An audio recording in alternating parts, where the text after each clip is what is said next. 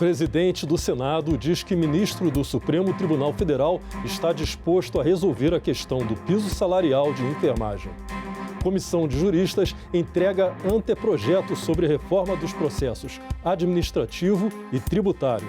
E Senado assina convênio de cooperação com o Grupo Bandeirantes sobre conteúdo do bicentenário da independência do Brasil. Boa noite, hoje é terça-feira, 6 de setembro, e o Senado Notícias está no ar.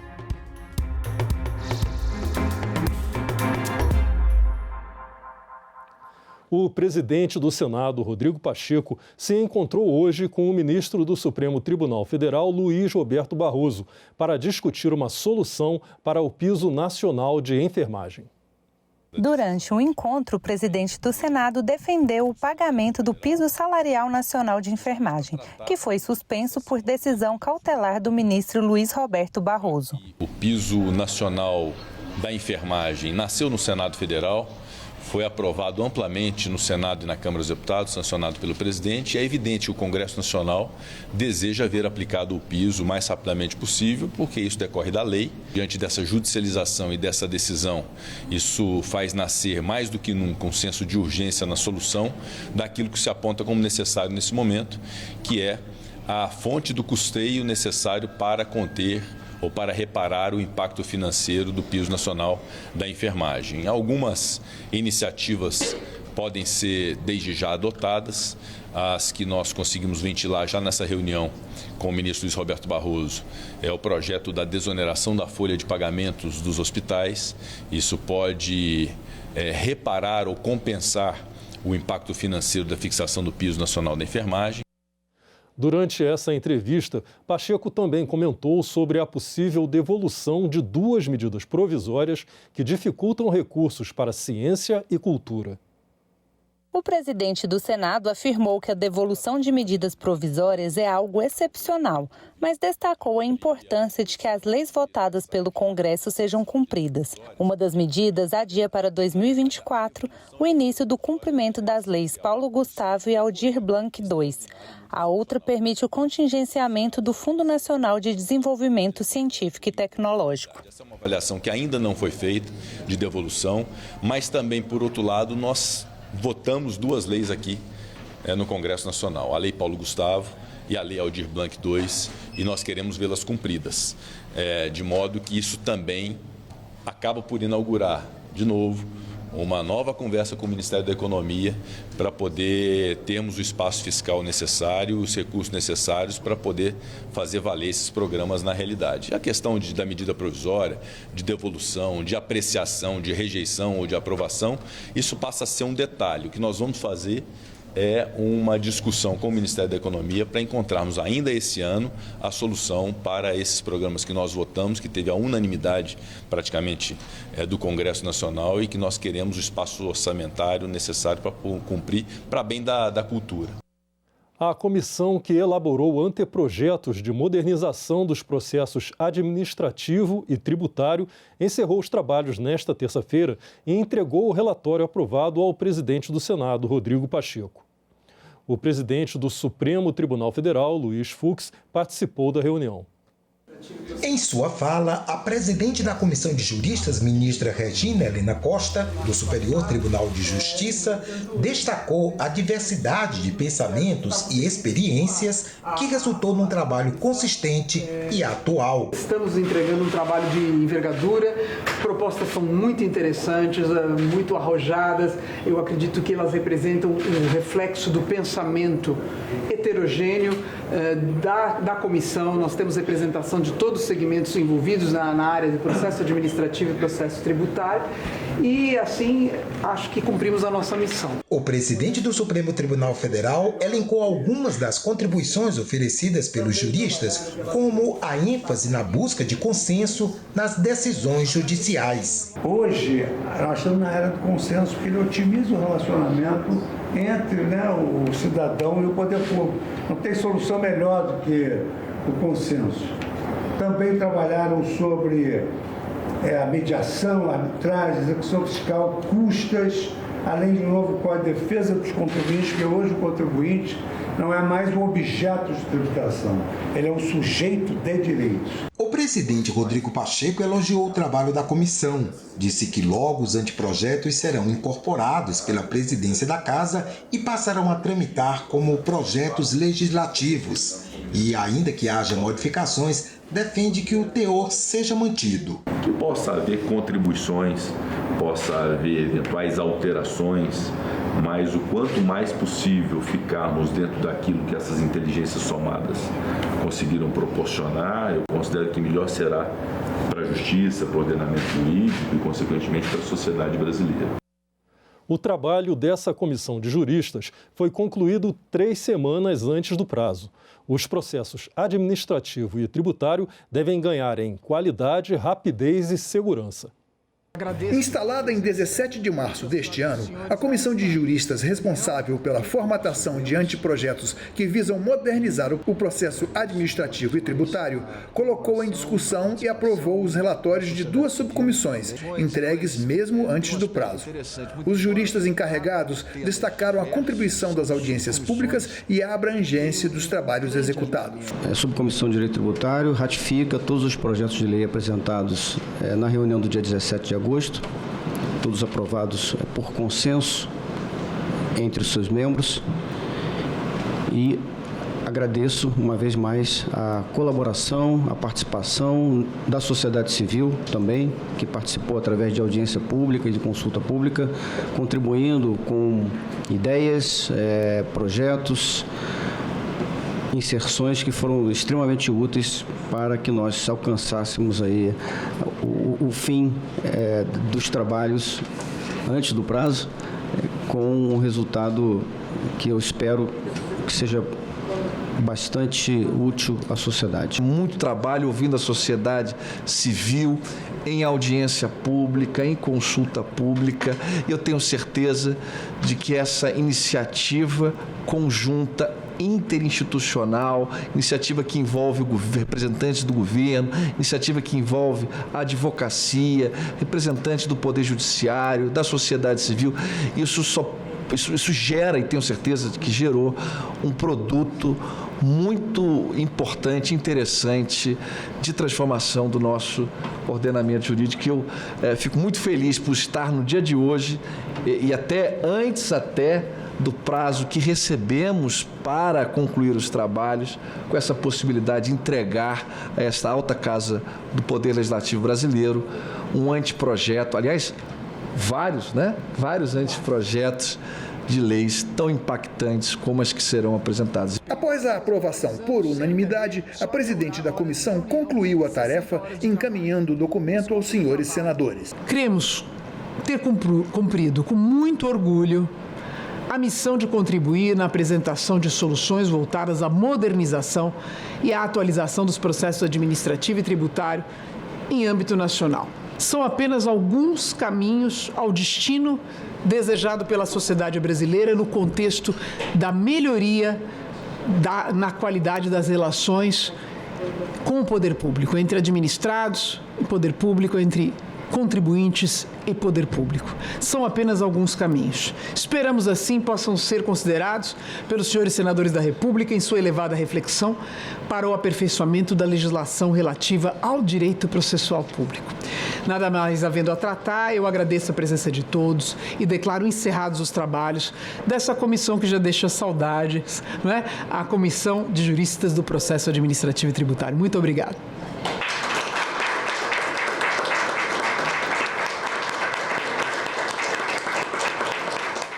O presidente do Senado, Rodrigo Pacheco, participou hoje de uma reunião com parlamentares do BRICS, o grupo de países emergentes formado por Brasil, Rússia, Índia, China e África do Sul. O 8º Fórum Parlamentar do BRICS foi feito de forma online e teve como tema desempenhar papel de órgãos legislativos, promover parceria do BRICS de alta qualidade.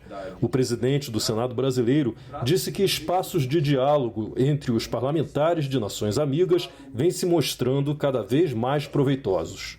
Brasil, Rússia, Índia, China e África do Sul são países diferentes. Nossas origens são diferentes. Nossos povos são diferentes. Nossas culturas também são diferentes e nossas línguas também. Nosso futuro, entretanto, pode ser convergente. O principal objetivo do nosso diálogo é estabelecer as bases e trabalhar em prol dessa convergência entre os nossos países. Rodrigo Pacheco falou sobre a importância do meio ambiente e citou ações que vêm sendo promovidas nessa área pelo Senado do Brasil, mas ressaltou que os esforços devem ser conjuntos. Uma das dificuldades que enfrentamos é o não cumprimento por parte dos países desenvolvidos do compromisso de apoio financeiro aos demais países em seus esforços de combate às mudanças climáticas. Questões como essa devem ser prioritárias e recorrentes em nossas pautas. Também hoje, o presidente do Senado assinou um convênio de cooperação entre o Senado Federal e o Grupo Bandeirantes sobre conteúdo do bicentenário da independência do Brasil. O objetivo do acordo é compartilhar conhecimentos e informações para a promoção de materiais e atividades culturais que serão realizadas nas comemorações do bicentenário da independência do Brasil. Na ocasião, o presidente do Senado, o senador Rodrigo Pacheco, destacou algumas dessas celebrações. Temos muitas celebrações do bicentenário da independência do Brasil. Uma delas, repito, é a sessão solene do dia 8, aqui no Congresso Nacional, muito marcante para a celebração dessa data histórica para o Brasil, e todos esses outros eventos que estão sendo merecedores de uma muito competente cobertura da Rede Bandeirantes. O presidente do Grupo Bandeirantes, João Carlos Saad, e o senador Randolfo Rodrigues, presidente da Comissão Curadora do Bicentenário da Independência no Senado Federal, ressaltaram a importância da parceria na busca por uma reflexão histórica sobre o Brasil. As experiências que existem anteriores de caída de audiência quando você vai tratar de um tema dessa profundidade. Mas eu acho que tivemos a felicidade de encontrar um linguajar mais simples e ir contando a história com naturalidade. E fez um efeito inverso.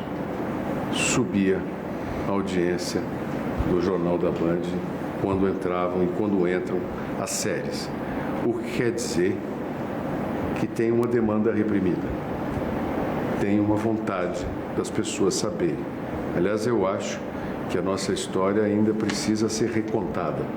Ao longo desse tempo, nós temos um conjunto de realizações que eu acredito que são no sentido não somente de celebrar, mas de refletir o que nos constitui há 200 anos como nação. Eu acho que a centralidade desses 200 anos é a partir do que nós estamos fazendo agora e da reflexão de como nação chegamos até aqui, o que faremos nos 200 anos que virão, no tempo que virá. O presidente do Senado se reuniu também com representantes da CUT e da Federação Única dos Petroleiros nesta terça-feira, com a participação do senador Jean Paul Prats, que é líder da minoria no Senado. Os petroleiros manifestaram sua preocupação com o que chamam de política de criação artificial de subsidiárias da Petrobras. Eles temem que isso seja uma estratégia do governo para vender a maior parte do patrimônio da Petrobras sem autorização do Congresso Nacional. Rodrigo Pacheco se comprometeu a estudar a questão e iniciar conversas com o Supremo Tribunal Federal. Para quinta-feira está marcada às 10 horas uma sessão solene do Congresso em comemoração aos 200 anos da independência. O evento vai ter a participação de chefes de Estado, inclusive o presidente de Portugal. Servidores do Senado e da Câmara trabalharam até os últimos momentos para deixar tudo pronto. Além dos parlamentares, foram convidados para a comemoração do bicentenário da independência do Brasil, o corpo diplomático, autoridades brasileiras como o presidente do Supremo Tribunal Federal, o procurador-geral da República, o presidente da República, além de chefes de Estado. Estarão conosco o presidente de Portugal, Cabo Verde, Guiné-Bissau, além do presidente da Assembleia da República de Portugal, que é o equivalente ao nosso Congresso Nacional. E também vamos contar com a presença do representante do presidente de Moçambique. A Polícia do Senado está planejando a segurança deste evento há 6 meses e terá o apoio da Polícia da Câmara dos Deputados, das Polícias Militar e Civil do Distrito Federal, além do DR. Todos os convidados, exceto os chefes de estados e comitivas, passarão por pórticos e detectores de metais, além de uma varredura minuciosa de cães, contra explosivos, armas, e também uma vigilância do nosso circuito de câmaras. As comemorações começam com a abertura da exposição 200 anos de cidadania, o povo e o parlamento, que vai mostrar esses 200 anos de história pela ótica do Congresso Nacional, enfatizando as conquistas sociais. O Senado Federal e Câmara dos Deputados estão montando uma exposição para comemorar o bicentenário da independência. Ao longo desses 200 anos de independência do Brasil e de Portugal, o que aconteceu no Congresso Nacional? O que aconteceu na Câmara, o que aconteceu no Senado, quais foram as conquistas sociais, que direitos a sociedade conquistou se manifestando para que os deputados se pronunciassem, para que os senadores se pronunciassem. Essa exposição fica aberta no Salão Negro do Palácio do Congresso Nacional até o dia 1º de dezembro. Após a abertura da exposição, haverá a sessão solene. O presidente do Congresso Nacional, senador Rodrigo Pacheco, fará um pronunciamento e também estão previstos discursos do presidente da Câmara, Arthur Lira, do presidente da República, Jair Bolsonaro, do presidente do STF, ministro Luiz Fux, e do presidente de Portugal, Marcelo Rebelo de Sousa. Em 2019, o Senado criou uma comissão especial curadora sobre o bicentenário da independência, composta por senadores, servidores do Senado, jornalistas e historiadores. Essa comissão promoveu o lançamento do livro Vozes do Brasil, criou uma página no site do Senado e organizou a caravana de um caminhão-museu pelo país para contar a história dos 200 anos de independência. Não percam Vozes do Brasil, viu? Está disponível já na livraria do Senado, está disponível no site do Senado, inclusive no portal 200 anos, para ser baixado em download, né? É uma obra apaixonante e faz a gente viajar e encontrar com esse Brasil de 200 anos atrás. Nesses 200 anos de história, foi essencial o papel do Legislativo na manutenção da integridade territorial do Brasil. É o que diz o professor de Ciência Política do COSER, Ivo Coser, da UFRJ. A primeira metade do século XIX foi marcada pelos conflitos acerca do Pacto Federativo.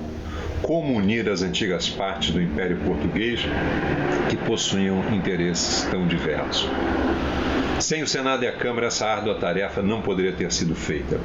Também na contemporaneidade, o Senado e a Câmara são os fiadores da unidade nacional entre os Estados e, consequentemente, um dos grandes fiadores da integridade territorial. Sem o Legislativo, a voz dessa sociedade diversa não seria ouvida, permanecendo calada e oprimida pela imposição.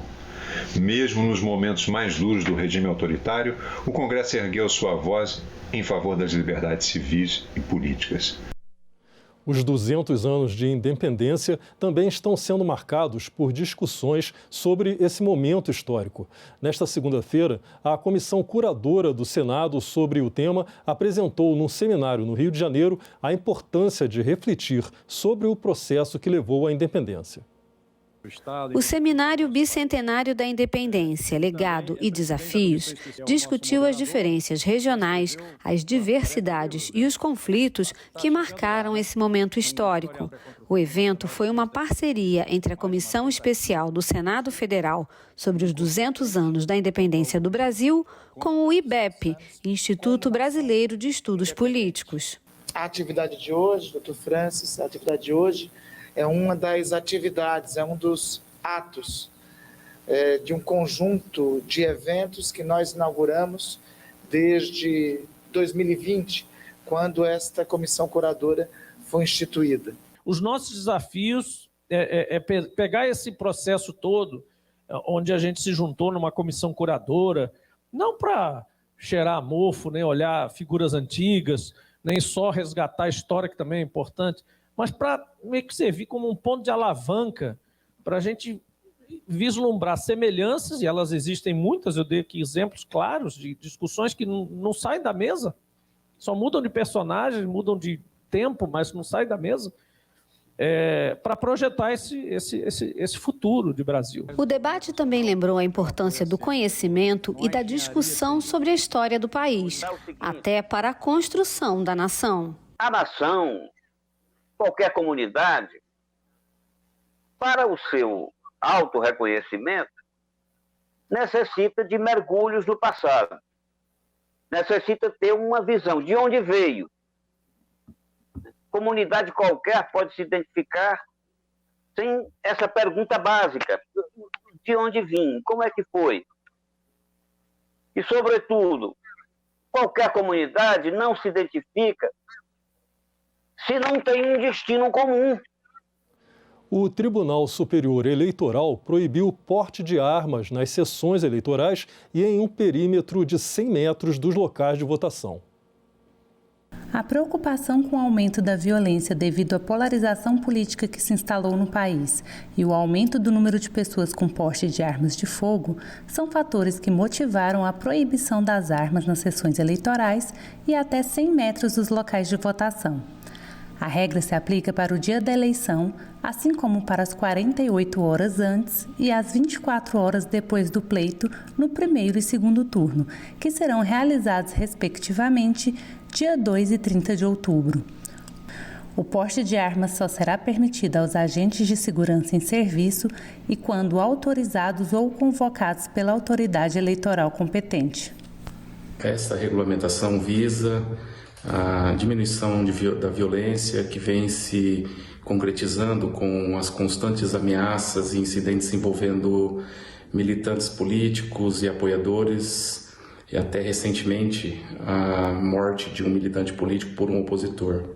Essa decisão do TSE visa assegurar o voto de seu livre exercício, garantindo assim uma democracia efetiva. Durante sessão plenária que aprovou a medida por unanimidade, o relator da proposta, ministro Ricardo Lewandowski, afirmou que as eleições constituem o próprio berço da democracia e que é dever do TSE garantir que ocorram de forma tranquila e segura.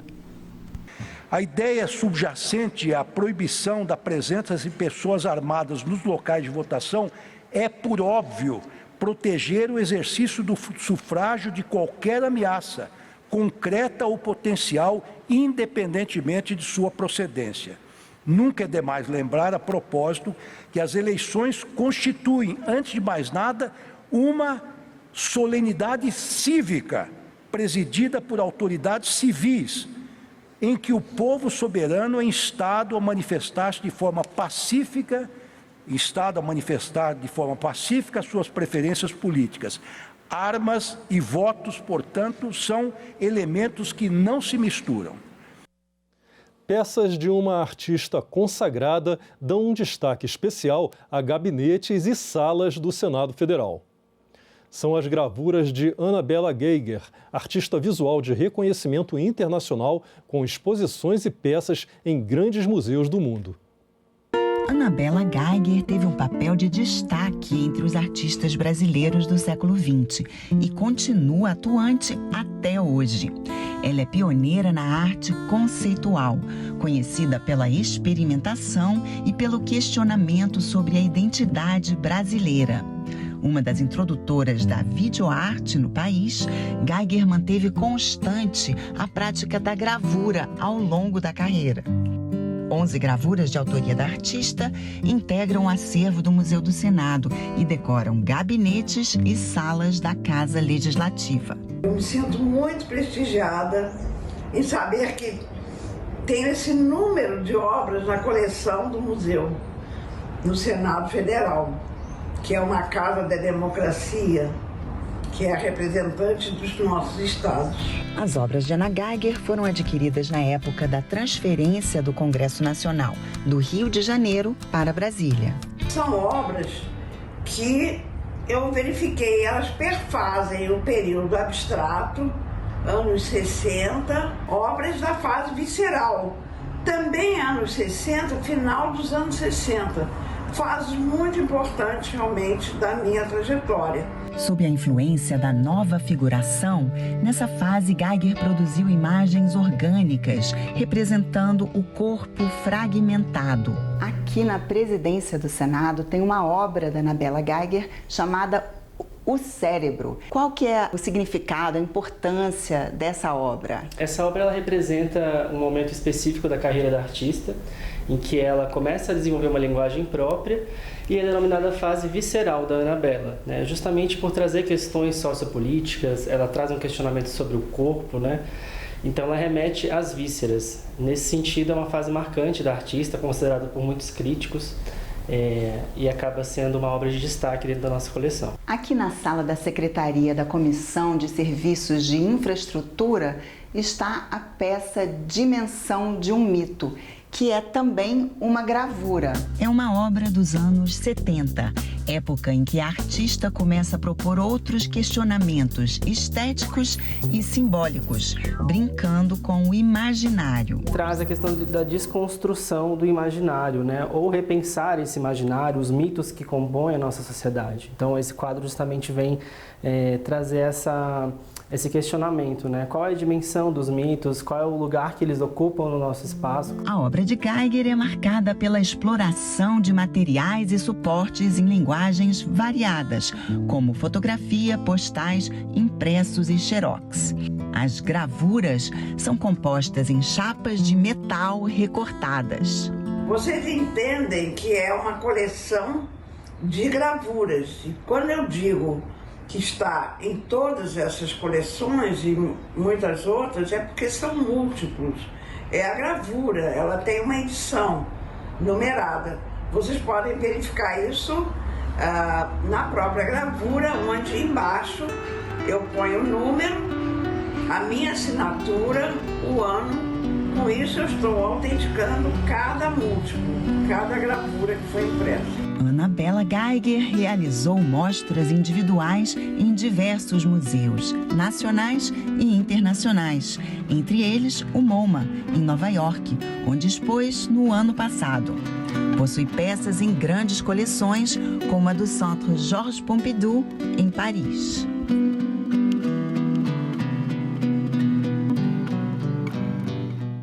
Ficamos por aqui. Você pode rever as reportagens desta edição na nossa página na internet, senado.leg.br/tv.